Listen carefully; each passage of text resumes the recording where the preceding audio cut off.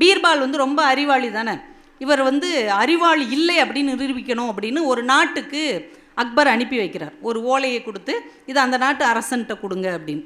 அந்த அரசன் இவர் எப்படியாவது முட்டாளாக்கணும் அப்படின்ட்டு அரசன் ஒரு காவலாளி வேஷம் போட்டுட்டு காவலாளியை அரசன் வேஷம் போட்டு சிம்மாசனத்தில் உட்கார வச்சிட்டான். இப்போ பீர்பால் உள்ளே போகிறாரு, எல்லாம் அப்படியே உட்காந்துருக்குறாங்க.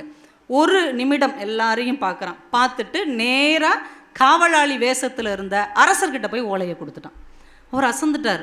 நான் தான் அரசனுங்கிறத எப்படி கண்டுபிடிச்சிங்க? நான் வந்த உடனே பார்த்தேன், அரசனாக உட்காந்துருக்கிறவன் நடுங்கிக்கிட்டே உட்காந்துருந்தான். அவன் இயல்பாக இல்லை, திருன்னு முழிச்சிக்கிட்டு இருந்தான். மற்ற அமைச்சர்களை எல்லாம் பார்த்தேன், அவங்க அரசனை பார்க்கவே இல்லை, உங்களையே பயந்து போய் பணிவாக பார்த்துக்கிட்டு இருந்தாங்க. நீங்கள் கம்பீரமாக உட்கார்ந்துருந்தீங்க, நீங்கள் தான் அரசர் என்பதை நான் முடிவு செய்து கொண்டேன்.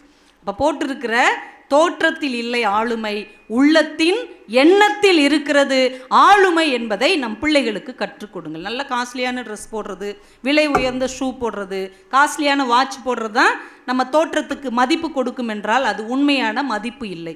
இது எதுவுமே இல்லாமல் எளிமையான ஒரு மனிதனாக வந்தாலும் இந்த சமூகம் நம்மை வணங்குகிற மாதிரியான செயல்களை செய்வதன் மூலமாகத்தான் நம்ம தலைவனாக மாற முடியும்.